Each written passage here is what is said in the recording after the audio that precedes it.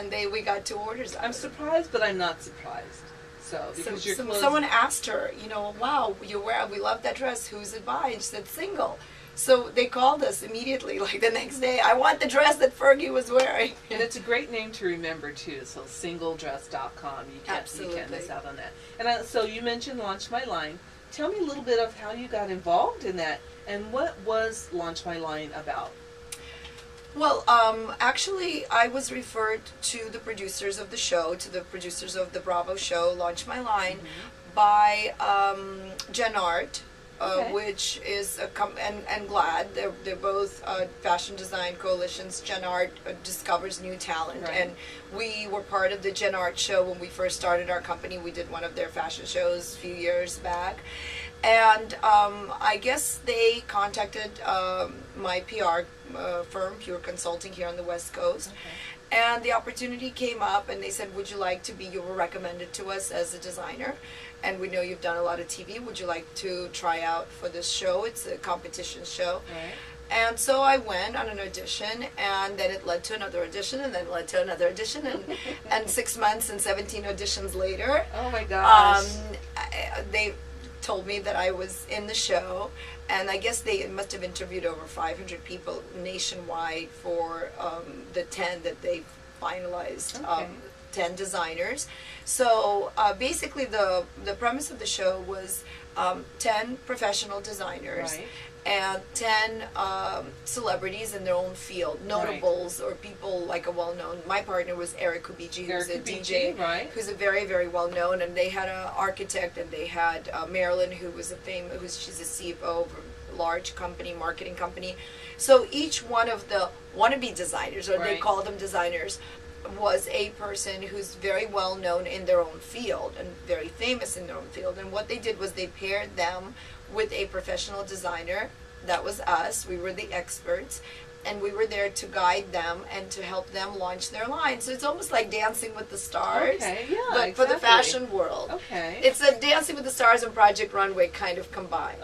And I think the show was extremely successful. We got great press. Everybody loved the contestants. I just, even just while the show was running, we were getting so many comments on the blog and on our website, and so many wonderful, wonderful letters from fans and different people from all over the country. So it was very heartwarming. It was wonderful.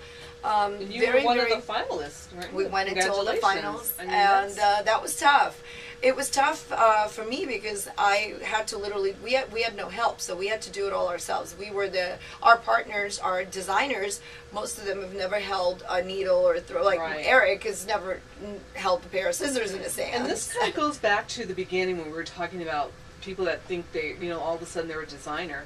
They may have a vision, but just having a vision doesn't put an outfit together. No. And so it was great, and I think, I'm grateful to the producers. They paired me up with a wonderful guy. He's a great DJ. He's a great DJ, amazing DJ, very talented, and I think he had a vision that was very similar to my vision. He knew who his girl was, he knew what he wanted to achieve, and also with each progress, with each garment, he achieved more confidence and he felt stronger, and there were parts during the show midway where I was exhausted on the verge of really collapse, and he pulled it through. He pulled it out. He really pulled it together, and he came out with bells and whistles, and he came out really strong and said, I believe in this, let's do it. And that was our winning Lady Gaga dress. We had a winning outfit that was a resort, kind of a Saint-Tropez, beautiful tunic, a caftan with a bathing suit. But it was tough on me physically and emotionally because I was the one that had to make the patterns, that grab all the patterns, grab all the fabric, drape it, actually make it happen and execute it in such a short amount of time. And even though I've done it before, it's been probably 20 years since I sat at a sewing machine. So it was a big wake-up call, but I'm glad I did it. I fell in love with my Singer. It was back again. I was back at that Singer sewing machine. I wanted to take that Singer home because by the end of the month and a half that we were on that set, I felt like I'm married to this machine, And Eric, he kept pumping me with with coffee, and I was like, Galina, what can I do for you? What can I do? He really was so supportive, and he would thread all my needles for me, and then I got him to really learn. I mean, towards I think the fourth or the fifth outfit, he was already helping me cut. He was helping make patterns, and he was there. He was very dedicated, and I mean, I needed him. I couldn't have done it, without him.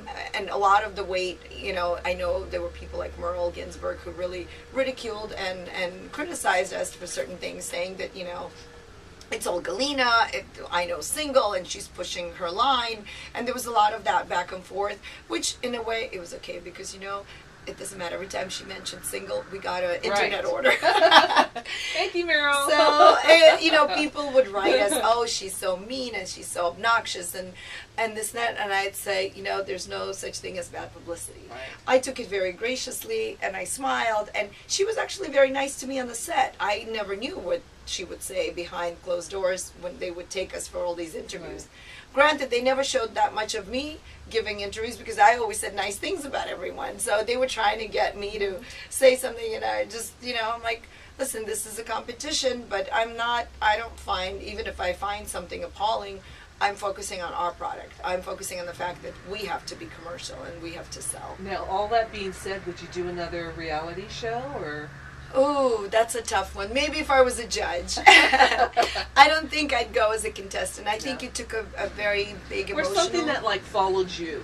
Something that followed me, and not a competition. The single life. Yes. Galina Sobolev. Well, my crazy life. Even every day here at our factory, and my 3 kids, my dog, my hamster, our drive and my workout, my boxing routines. I mean, that would be a camera full for someone. Okay. But There's a thought, it was fun. Yes, yeah, it could be fun. I would do that. I would absolutely open my company and open our doors for something like that. I think it'd be exciting. I think people would love to learn and see the real behind the scenes of a garment factory, because I don't think that angle of it, that hard work, has ever been exposed, because things kind of look a lot easier on camera and very glamorized. So even on Launch My Line, even on Bravo, everything looked very glamorous. Like, it was just like people thought someone was helping us. So even after the show ran through, a lot of my friends were saying,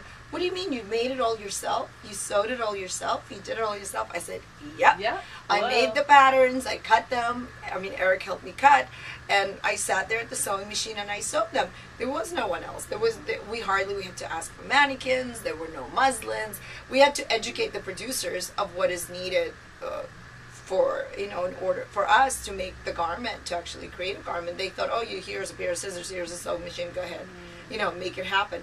You can't. So it was quite an experience. It was very emotionally draining, I have to say, because we were on the set from like 7 in the morning till midnight most of the time, or till 10, 11, and coming home, thank God they let us come home. I didn't have to live there. So it was emotionally, quite exhausting, but I enjoyed it, in a way. It was an experience of a lifetime, and it also allowed me to reach out and enabled our brand to hit a lot of households, maybe people or viewers that didn't know about Single, didn't know about the brand, didn't know about what we do in the design world. Well, like I said earlier, I feel like I've won the golden ticket. I've had an opportunity to sit here and chat with you, so much. But now I want to look around. So now I feel like a kid in a candy store. Okay. So can we look around a little bit? Absolutely. Great. Absolutely. Let's take the camera and right. follow me. And then I want to get your tips for, spring fashion. Maybe offer some information to, up and coming designers. And I'll talk a little bit about our single secret weapon, which is a lining I invented inside a lot of my dresses. Ooh, all right. Well, I'm Donna Sam. You're in the mix with us. This is Galina Sobolev of Single, and we're here in the candy factory. The Single Candy Factory. The Single Candy Factory. So we're going to go walk around. Let's go.